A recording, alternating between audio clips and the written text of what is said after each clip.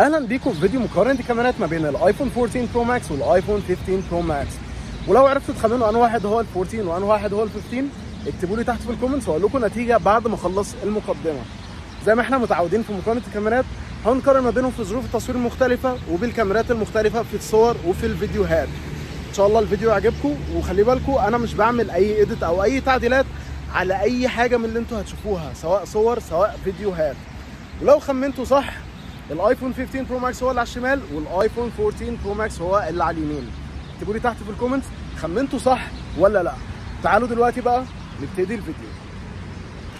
ده كده اختبار الصوت في تصوير الفيديو بالكاميرا الالترا وايد على الايفون 14 برو ماكس والايفون 15 برو ماكس. تصوير الفيديو بالكاميرا الالترا وايد الاتنين مدين اداء زي بعض بالظبط، صعب جدا ان انت تطلع فروقات ما بينهم. يمكن الايفون 15 برو ماكس لو ركزت هتلاقي الصوره فيه افتح شويه عن الايفون 14، ولما ننقل في ظروف تصوير تانية الاتنين مدين نفس الاداء، نفس الالوان، نفس لون البشره، ونفس الدايناميك رينج والتفاصيل اللي في الصوره. حتى لما ننقل على ظروف تصوير احسن شويه والشمس كانت في وشي برضو الاتنين مدين اداء كويس جدا واداء قريب جدا من بعض. ونفس الكلام في تصوير الاضاءه الضعيفه، الاتنين مدين اداء زي بعض بالظبط، فروقات بسيطه جدا ما بينهم في الالوان، وان الايفون 15 الصوره فيه افتح حاجه بسيطه لكن مش فرق ملحوظ، وده طبعا طبيعي لان الاتنين نفس الكاميرا والعدسات بتاعتها ما اتغيرش فيهم حاجه.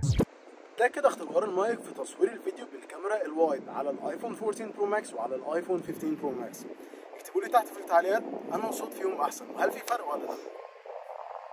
وتصوير الفيديو بالكاميرا الوايد هنا باين فرق ما بينهم. الايفون 15 فيه الالوان احسن شويه، الدايناميك رينج احسن، التفاصيل فيه احسن، فيه عزل للخلفيه طبيعي بيحصل من التليفون، وده طبعا طبيعي لان حجم السنسور هنا اكبر من ال 14 برو ماكس. وكمان هنا لون البشره هو مش فرق كبير ما بينهم، بس انا عاجبني الدرجه على الايفون 15 برو ماكس. وحاجه كمان تاخدوا بالكم منها ان الحده على الايفون 14 هنا اكتر من الايفون 15، باين في التفاصيل مثلا والتجاعيد اللي في وشي، ودي طبعا ما تعتبرش فروقات كبيره ما بينهم واضحه ومش هتبان غير لو انت حاطط الصورتين جنب بعض، لكن لو قدامك واحد منهم الاتنين كويسين جدا. ونفس الكلام برضو بيتكرر في تصوير الاضاءه الضعيفه، الاتنين قريبين جدا من بعض، دايناميك رينج والالوان احسن شويه على الايفون 15، ولون البشره هنا برضو انا شايف ان هو احسن شويه على ال 15. ال 14 مايل اكتر للاصفر. وبرضو كمان نفس النقطه بتاعت عزل الخلفيه الطبيعي على الايفون 15.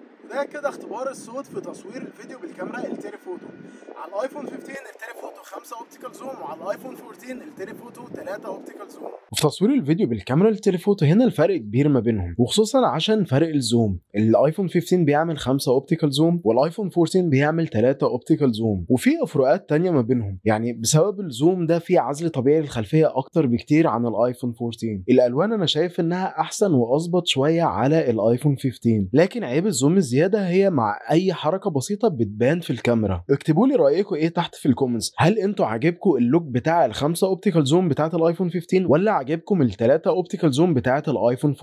وفي تصوير الفيديو في الاضاءه الضعيفه انا مش قادر الاحظ فرق في الالوان ما بينهم، الاتنين مدين نفس الاداء، لكن الكلام اللي احنا قلناه برضو اللي هو عزل طبيعي للخلفيه اكتر على الايفون 15 ده برضو موجود، والاختلاف بتاع اللوك ما بينهم. وفي تصوير الفيديو بالكاميرا السيلفي الاتنين زي بعض بالظبط، وده طبعا طبيعي لان الاثنين نفس الكاميرا، الاثنين مدين نفس الالوان، نفس التفاصيل، نفس لون البشره، نفس كل حاجه بالظبط، والاثنين مدين اداء كويس جدا وفي ظروف التصوير المختلفه. يعني لما كنت في وش الشمس برضو الاداء بتاعهم كويس، الشمس في الجنب الاداء بتاعهم كويس، وكمان لما الشمس تكون في وش الكاميرا الاثنين الاداء بتاعهم كويس جدا والدايناميك رينج بتاعهم كويس جدا. ونفس الكلام بينطبق عليهم برضو في تصوير الفيديو في الاضاءه الضعيفه، الاثنين نفس الاداء، نفس الاضاءه، نفس الالوان، نفس التفاصيل، نفس كل حاجه، مفيش اي فرق ما بينهم ملحوظ. وفي تصوير السينماتيك مود هنا الاثنين بيصوروا 4K 30 فريم في الثانيه، وانا شايف ان الاداء بتاعهم كويس جدا، عزل الخلفيه بتاعهم كويس جدا حتى كمان مع الحركه، ومش شايف اي فروقات ما بينهم ما عدا النقطه اللي احنا اتكلمنا عنها ان الحده زياده شويه على الايفون 14 برو ماكس، وده برضو باين في التفاصيل اللي في وشي، لكن الاثنين مدين اداء كويس جدا بدايناميك رينج كويس بعزل الخلفيه كويس. ونفس الكلام برضو بيتطبق في تصوير السينماتيك بالكاميرا السيلفي، الاثنين الاداء بتاعهم كويس جدا، العزل فيهم كويس جدا، مش ملاحظ اي فروقات ما بينهم في الالوان او دايناميك رينج، والاتنين مدين نتيجه كويسه. ده كده اختبار الثبات بالكاميرا الوايد من غير الاكشن مود.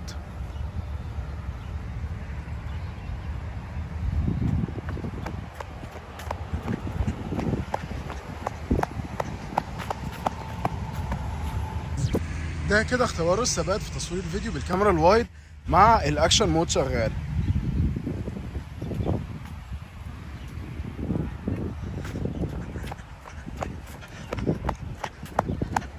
ده كده اختبار الثبات من غير الاكشن مود بالكاميرا التليفوتو، عشان حابب اشوف السنسور شيفت هيفرق ولا لا.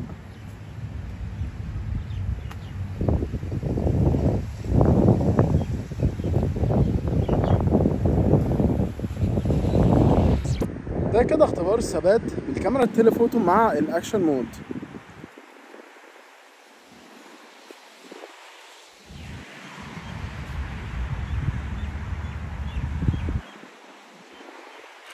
زي ما احنا شفنا دلوقتي المقارنه بين الايفون 15 برو ماكس والايفون 14 برو ماكس في تصوير الفيديو، الفروقات ما بينهم مش كبيره، والفروقات بسيطه ومحتاجه حد يركز فيها عشان يقدر يطلعها. الفروقات فعلا كويسه للايفون 15، لكن مش الفرق الكبير.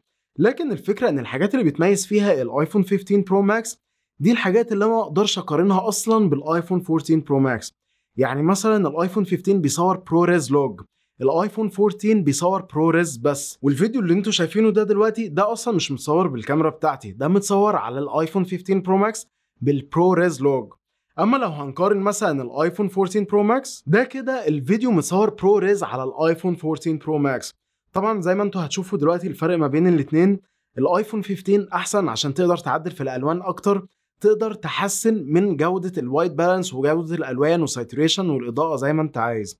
وممكن حد احسن مني في المونتاج ممكن يظبط الالوان احسن مني بكتير. ونفس الكلام برضو بيتكرر في تصوير الصور، وده هنتكلم عنه اكتر بعد ما نشوف مقارنه تصوير الصور ما بينهم. وفي الصور اللي انا متصور فيها بالكاميرات الرئيسيه من اول نظره مش هتلاحظوا باي فرق، خصوصا في الكاميرا الالترا وايد الاتنين مدين نفس النتيجه بنفس الالوان بنفس التفاصيل وتقريبا بنفس الدايناميك رينج. الصور اللي متصوره بالكاميرا الوايد هي لو ركزت فيها اللي ممكن تلاحظ بالفروقات ما بينهم. فروقات زي ما قلنا في الفيديو ان عزل الخلفيه طبيعي هنا اكتر على الايفون 15، الدايناميك رينج الالوان احسن شويه على الايفون 15، وكمان الحده اقل على الايفون 15. يعني هتلاقوا في وشي فيه تفاصيل وفيه تجاعيد وكل حاجه، لكن الحده بتاعتها مش زياده، ده مش تنعيم بشره، لكن ده بيقلل الحده. وده بالنسبه لي انا شايف ان الصوره هنا لو ركزت فيها يبقى شكلها احسن شويه على الايفون 15.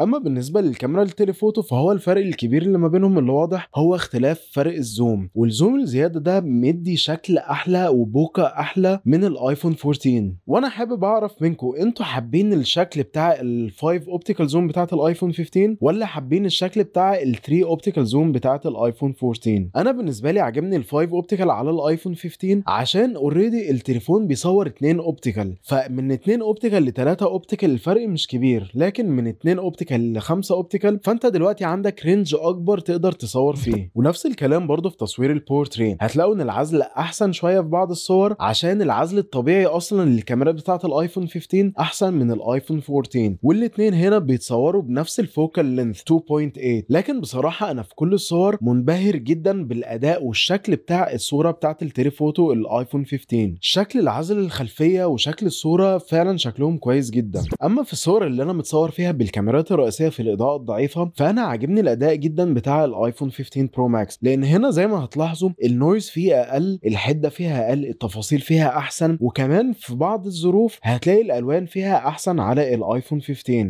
والفرق هنا ملحوظ اكتر في تصوير البورتري في الاضاءه الضعيفه. الصور اللي على الايفون 15 هنا بالنسبه لي احلى، شكل البوكا والعزل هنا احلى، والالوان والتفاصيل فيها احسن بكتير، وطبعا مع النويز اللي اقل. اما الصور المشاهد الطبيعيه فعلى الاثنين بالكاميرات الرئيسيه مش هتلاحظوا الفرق الكبير ما بينهم، فروقات بسيطه جدا ولازم تركز فيها عشان تاخد بالك. يعني هتلاقي فرق بسيط مثلا في الدايناميك رينج، فرق بسيط في الوايت بالانس ما بينهم، لكن التفاصيل والحاجات دي كلها الاثنين قريبين جدا ان ما كانوش زي بعض بالظبط. ويفضل الاختلاف الكبير ما بينهم هو الكاميرا التليفوتو عشان اختلاف درجه الزوم ما بينهم. وفي صور المايكرو لتاني سنه على التوالي انا شايف انها اتحسنت على الايفون 15 لانها بقت بتقرب اكتر والتفاصيل فيها احسن كمان من الايفون 14. وفي الصور بتاعه المشاهد الطبيعيه في الاضاءه الضعيفه اللي متصوره بالكاميرات الرئيسيه الاثنين زي ما انتوا هتشوفوا من اول نظره تحسوا ان الاثنين قريبين جدا من بعض وصعب ان انت تطلع فروقات ما بينهم. لحد ما تركز في الصور هتلاقوا ان على الايفون 15 النويز فيه اقل، ودي حاجه احسن ومحسنه من الاداء بتاع التصوير في الاضاءه الضعيفه. وبالثلاث كاميرات، مش الكاميرا الوايد بس ولا الكاميرا التليفوتو بس، حتى الكاميرا الالترا وايد باين فيها الفرق. وانا شايف ان معالجه الاضاءه فيها احسن على الايفون 15. لكن بالنسبه للتفاصيل والالوان الاتنين قريبين او زي بعض بالظبط، اختلاف بسيط في الوايت بالانس ما بينهم. وفي الصور المصوره بالكاميرا السيلفي هنا هتلاقوا في اختلافات بسيطه، بس لازم تركزوا في الصور. هتلاقوا في اختلاف بسيط في الالوان، في الوايت بالانس، وفي الدايناميك رينج بين الصور. انا شايف ان الحاجات دي احسن شويه على الايفون 15 برو ماكس، بس ده لو ركزت وطلعت الفروقات ما بينهم. وكمان من الحاجات اللي انا لاحظتها ان مفيش عزل طبيعي للخلفيه بالكاميرا السيلفي. وفي تصوير الصور البورتري بالكاميرا السيلفي الاثنين برضو زي بعض وبينطبق عليهم نفس الكلام. الايفون 15 احسن شويه في الدايناميك رينج، وفي اختلاف ما بينهم في الوايت بالانس. وفي تصوير السيلفي في الاضاءه الضعيفه الاثنين مفيش فرق بينهم كبير. الفرق اللي انا لاحظته ان النويز اقل على الايفون 15 والالوان احسن شويه على الايفون 15. لكن غير كده انا شايف ان في تحسن كبير ممكن يحصل في تصوير السيلفي في الاضاءه الضعيفه. ونفس الكلام ينطبق على تصوير البورتري بالكاميرا السيلفي. النويز اقل على ال 15 والالوان احسن شويه وفايبرنت اكتر. وزي ما احنا شفنا مع بعض دلوقتي المقارنه بينهم في تصوير الصور،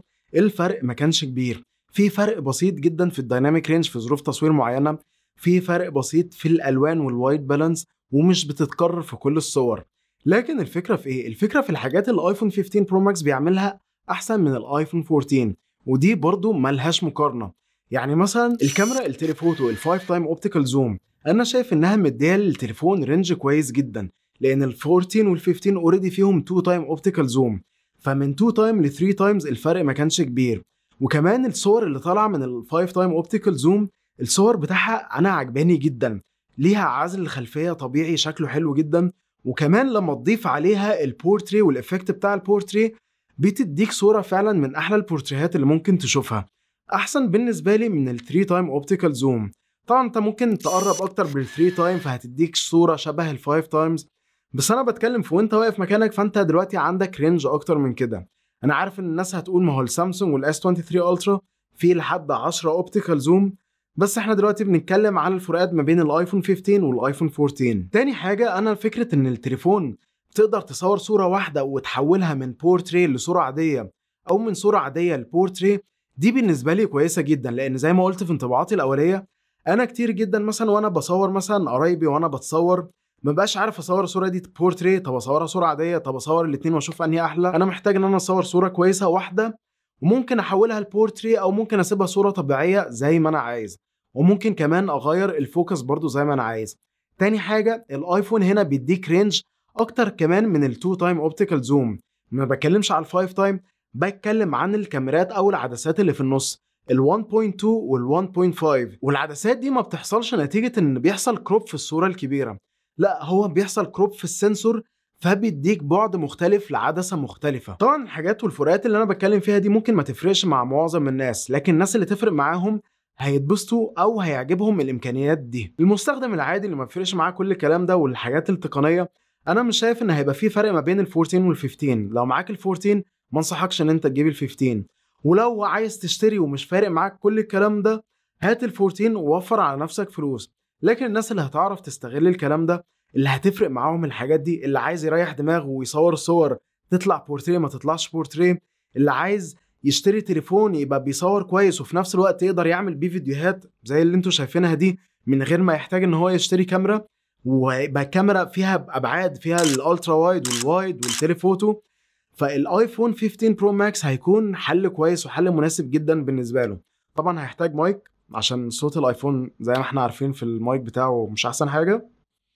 وده رايي، واكتبوا لي رايكم ايه تحت في الكومنتس، ايه الحاجات اللي فرق معاكم، ايه الحاجات اللي مش فارقه معاكم، هل انتوا شايفين الايفون 15 يفرق عن الايفون 14 ولا لا؟ وانا بتكلم بس على نقطه الكاميرات، ما بتكلمش ان الظهر بتاعه بيتكسر والحاجات دي كلها، هنتكلم عنها اكتر في فيديو المراجعه. فما تنسوش تابعوني عشان ما يفوتكوش الفيديو ده وتعرفوا كل حاجه محتاجين تعرفوها عن الايفون. وما تنسوش تعملوا لايك وشير، وان شاء الله اشوفكم الفيديو الجاي. السلام عليكم.